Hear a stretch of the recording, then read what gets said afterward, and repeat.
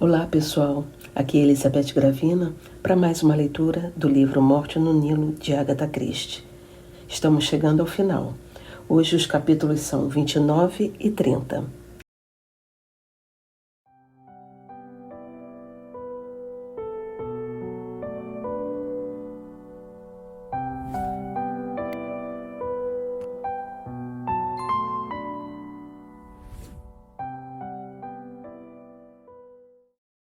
Lembrem-se de deixar um like e, se ainda não forem inscritos, inscrevam-se no canal.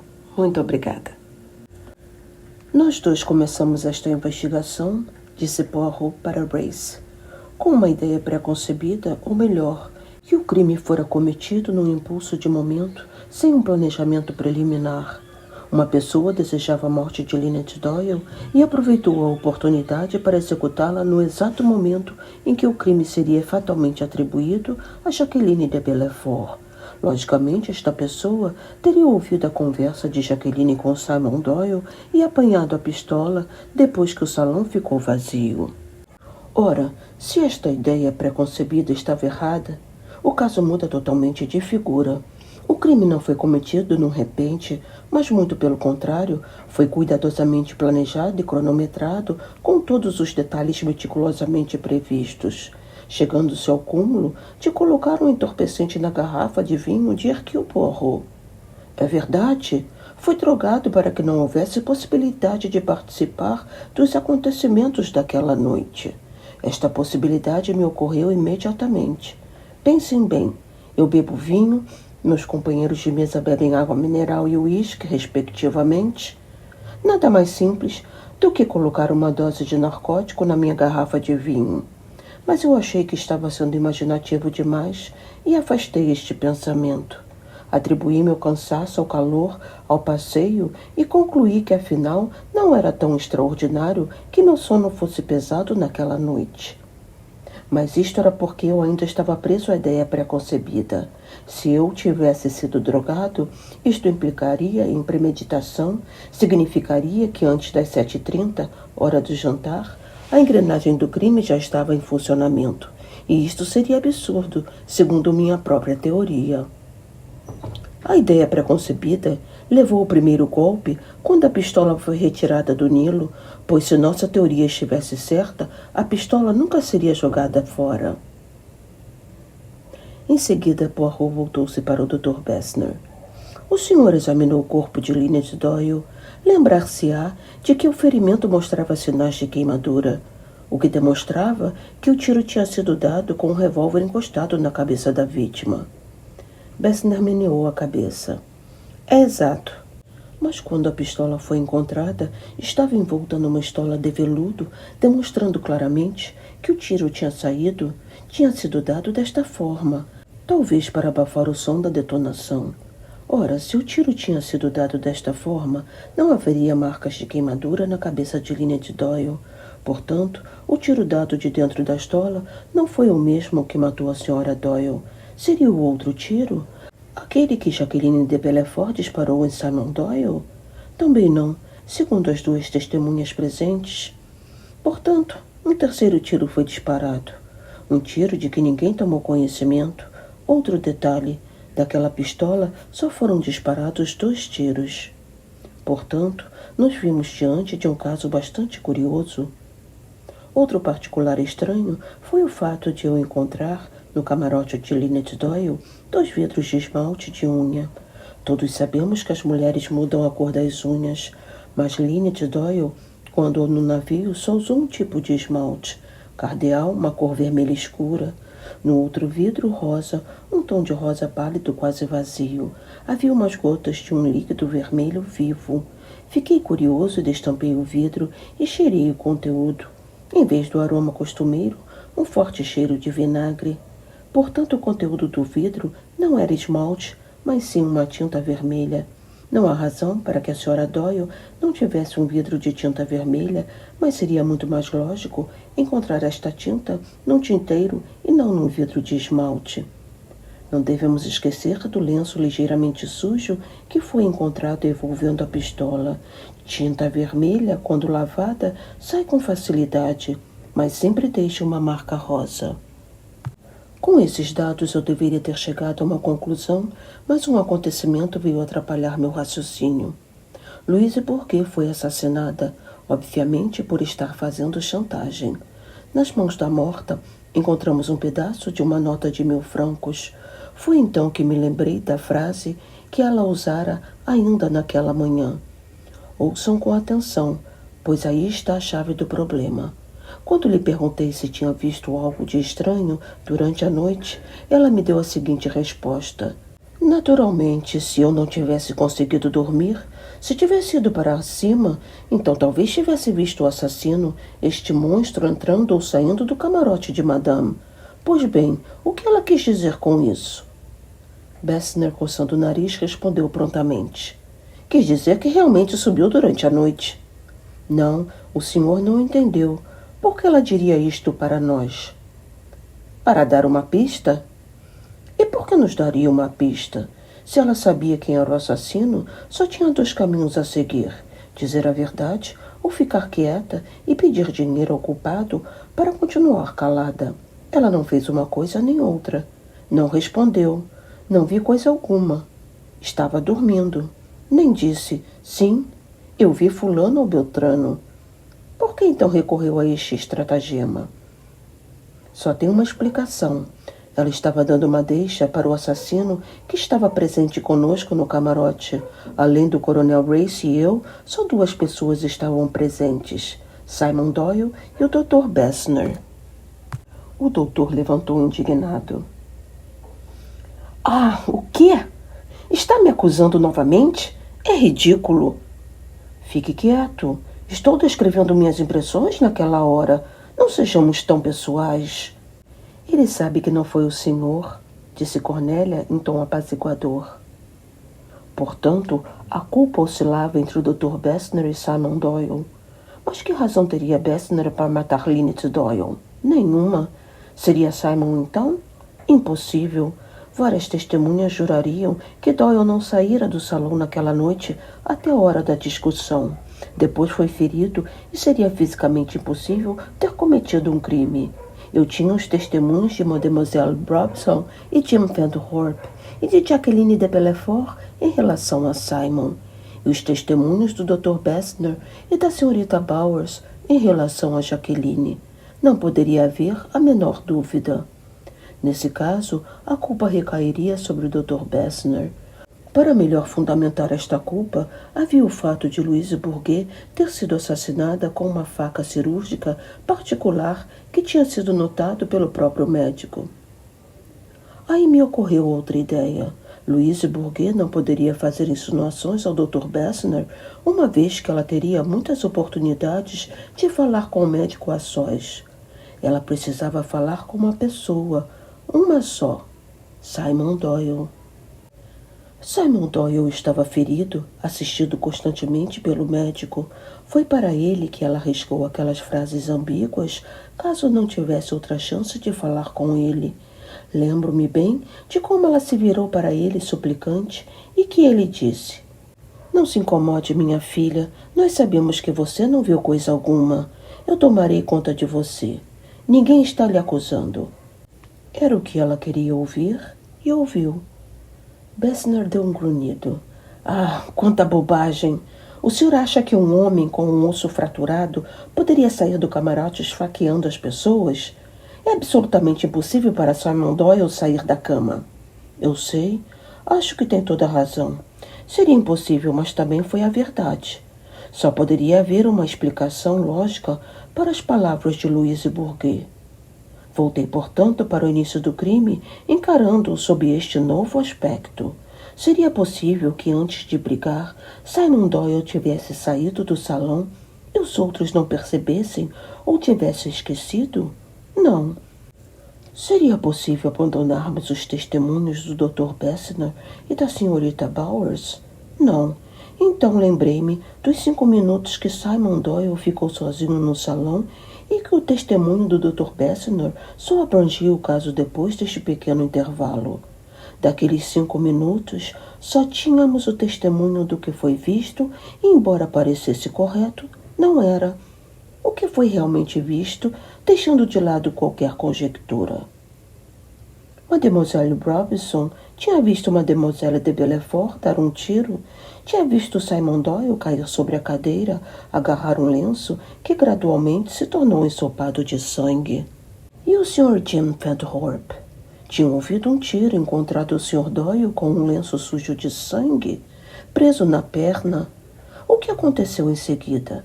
Doyle insistiu que não deixassem a senhorita de Belfort sozinha, um minuto sequer. Precisavam levá-la para fora. Sugeriu que Fenthorpe chamasse um médico. A senhorita Robinson e o Sr. Fenthorpe saíram com a senhorita de Belfort e, nos 5 minutos seguintes, ficaram ocupados, do outro lado do navio, acordando o médico, a enfermeira e acalmando a moça histérica. Mas Simon Doyle não necessitava de mais do que 2 minutos para apanhar o revólver debaixo das cadeiras, tirar os sapatos, correr como uma lebre sobre o convés até o camarote da mulher, aproximar-se dela e dar-lhe um tiro na cabeça. Em seguida, colocou o vidro com tinta vermelha na mesa de cabeceira, pois não poderia ser encontrado com a tinta. Correu de volta, apanhou a estola de veludo que ele havia escondido debaixo da poltrona, envolvendo a pistola, e atirou contra a perna.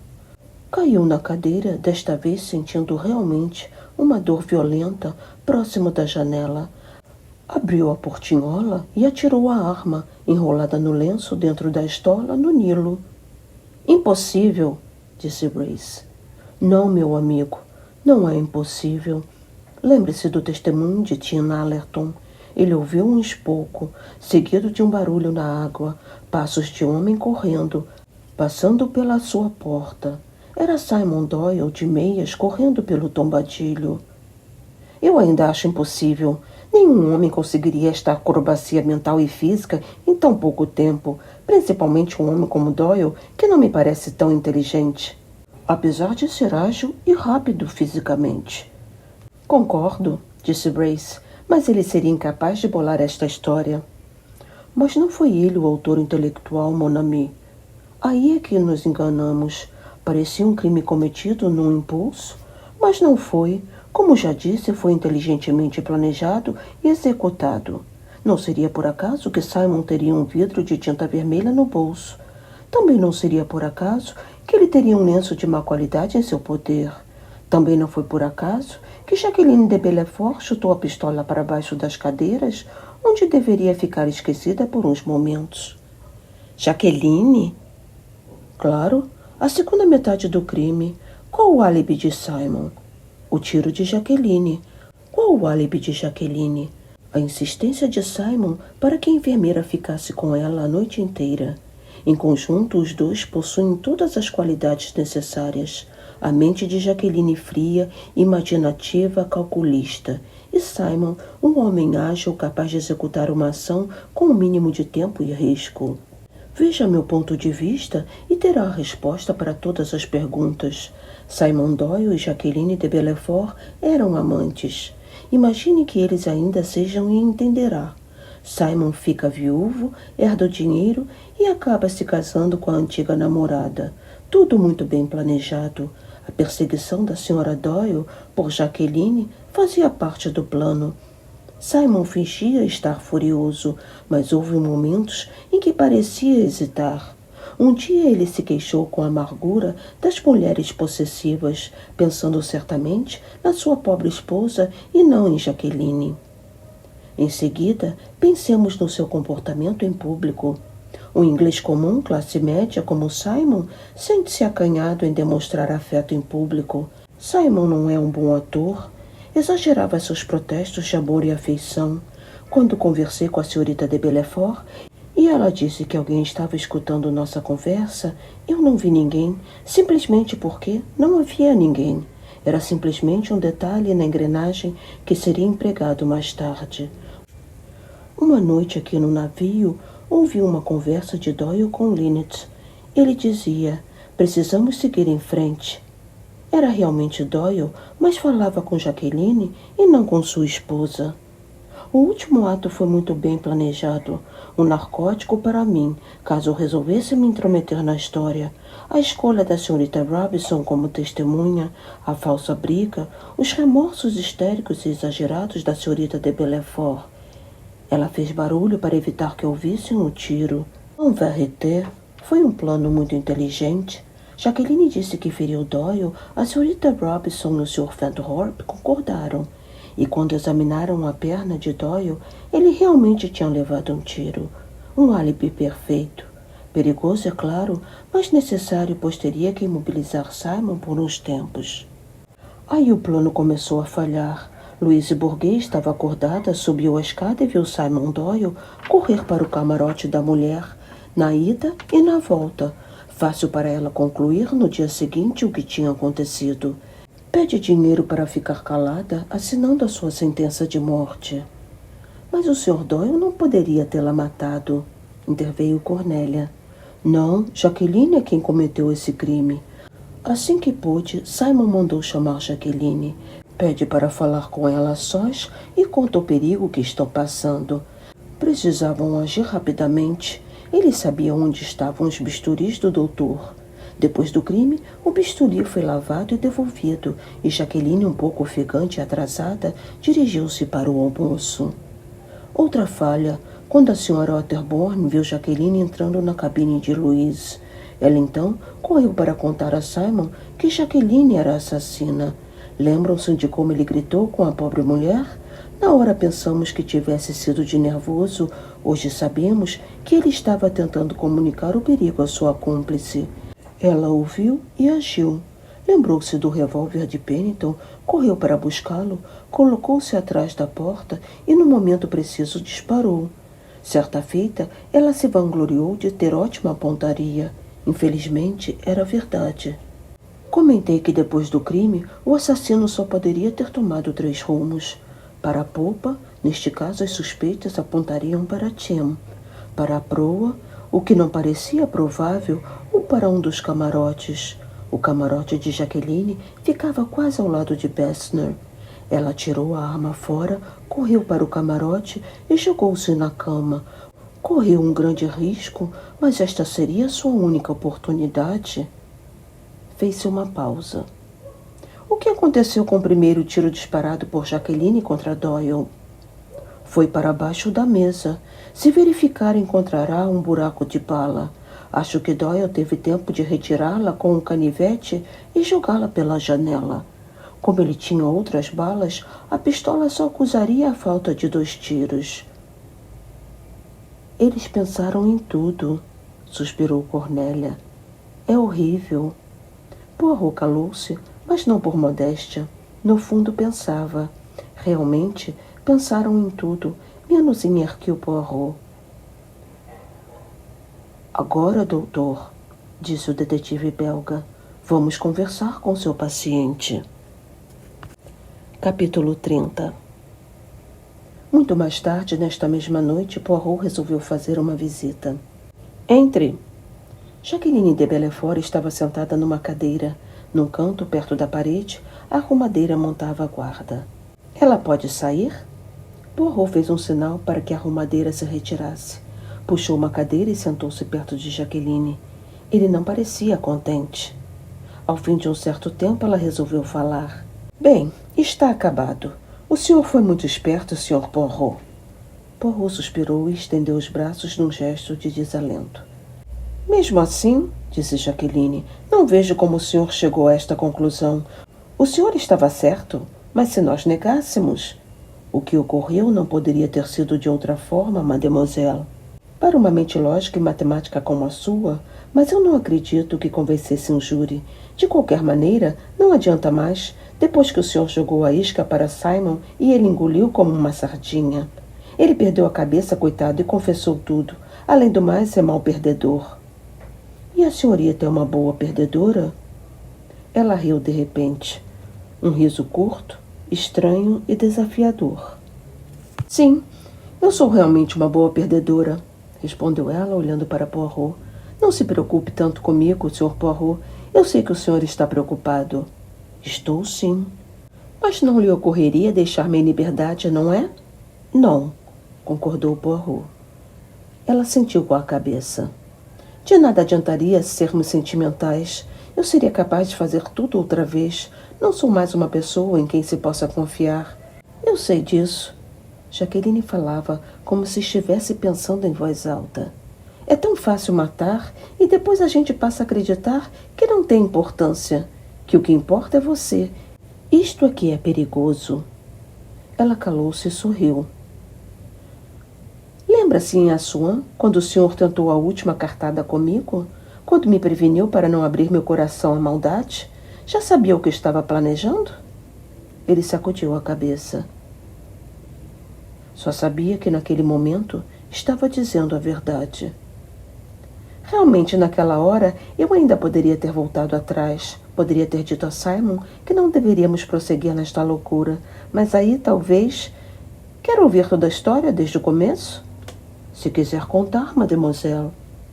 Eu quero sim. Foi na verdade muito simples. Simon e eu nos amávamos. Jaqueline contou a história num tom natural, mas podia-se subentender os ecos da tragédia nas suas palavras. Para a senhorita, o amor bastaria, mas para o seu namorado, não.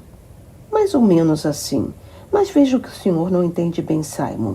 Ele sempre desejou ser rico.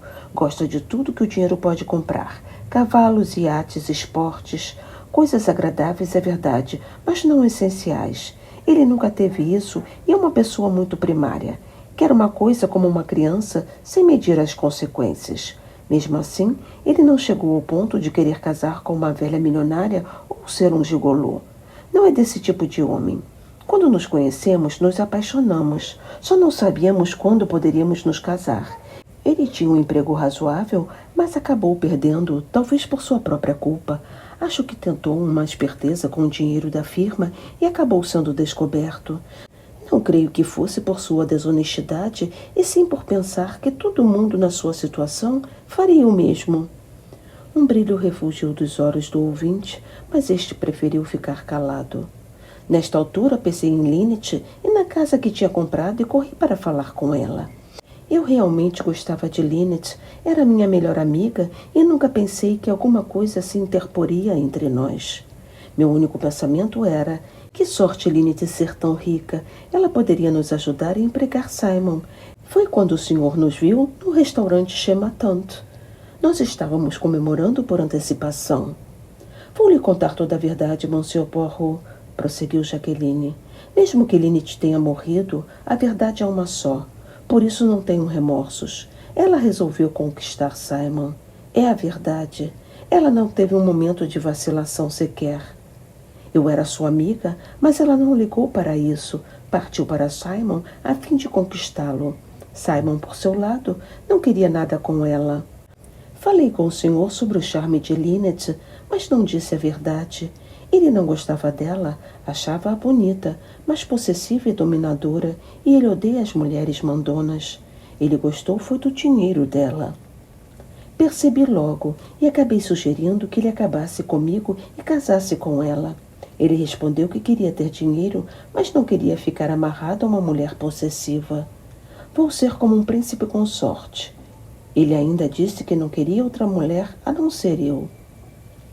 Acho que sei quando Simon teve a ideia fatal, disse Jaqueline depois de uma ligeira pausa.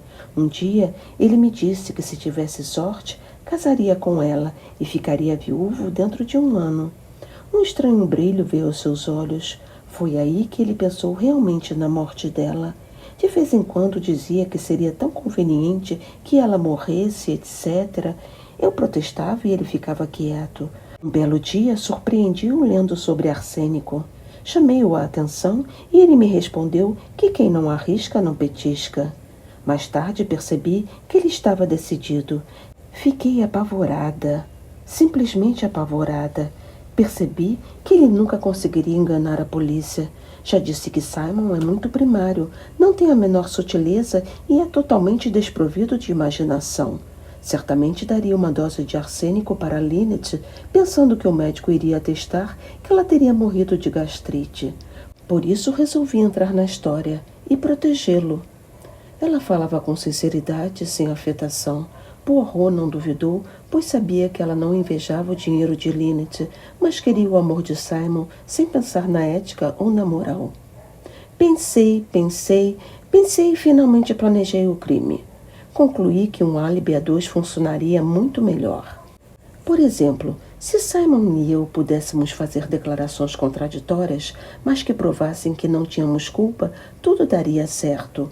Para mim, seria fácil provar que odiava Simon. Seria muito natural depois do que havia acontecido. Caso Lynette fosse assassinada, eu seria a principal suspeita, portanto, era melhor que todos achassem que eu era realmente a culpada. Aos poucos, desenvolvemos todos os pontos apurando os detalhes, de forma que, se fôssemos apanhados, eu seria considerada a culpada e não Simon. Mas não pense que ele não estava preocupado comigo. A única coisa que me aliviou foi o fato de não ter que matá-la. Isso não poderia fazer. Matar Lynette a sangue frio quando estivesse dormindo? Eu não a havia perdoado. Tinha raiva dela. Poderia até matá-la frente a frente, mas não de outra forma. Foi Simon quem inventou aquela bobagem de desenhar na parede a letra J. Típico raciocínio primário, mas que acabou confundindo os senhores. Poirot concordou. Realmente não foi sua culpa que Louise Bourget estivesse com insônia naquela noite. E depois, mademoiselle? Ela encarou Poirot bem nos olhos. Sim, é horrível, não é? Não posso acreditar que tenha sido capaz. Sei o que o senhor quis dizer quando me avisou que não abrisse o coração à maldade. O senhor sabe o que aconteceu. Louise foi muito clara. Simon mandou o senhor me chamar e assim que ficamos sós, contou-me tudo. Disse o que eu tinha que fazer. Nem fiquei com medo, pois estava apavorada que o prendessem. O crime é isto, Sr. Poirot. Eu e Simon estaríamos bem, se não fosse aquela maldita empregada. Levei o dinheiro e comecei a regatear. Quando ela estava contando as notas, eu a matei. Foi tão fácil. Isso é que me assustou, o fato de ser tão fácil. Mas aí outro susto. A senhora Otterborn tinha me visto. Ela apareceu triunfante no convés, procurando o senhor e o coronel Race. Nem tive tempo para pensar. Corri para o camarote, pois sabia que precisava agir. Ela calou-se novamente. Lembra-se de quando veio ao meu camarote, logo depois, e disse que não sabia por que tinha vindo? Eu estava tão infeliz, achando que Simon ia morrer. E eu desejava o contrário, disse Poirot. Jaqueline sacudiu a cabeça. Eu não pensava assim, frisou Jaqueline olhando para o detetive. Não se preocupe tanto comigo. Minha vida nunca foi fácil. Se tivéssemos tido êxito, eu viveria feliz e talvez não viesse a sentir remorsos. Como não deu certo, paciência. Creio que colocaram essa arrumadeira aqui no camarote com medo de que eu me enforque ou ingira uma pílula de ácido da Prússia, como as heroínas dos livros de espionagem. Não precisa ter medo. Para Simon será mais fácil se eu estiver ao seu lado. Poirot levantou-se. Jaqueline também. Lembra-se de quando eu lhe disse que tinha que seguir o meu destino? E o senhor me disse que talvez fosse um destino falso? Poirot deixou-a no camarote. Quando fechou a porta, ainda ouvia sua gargalhada de desespero.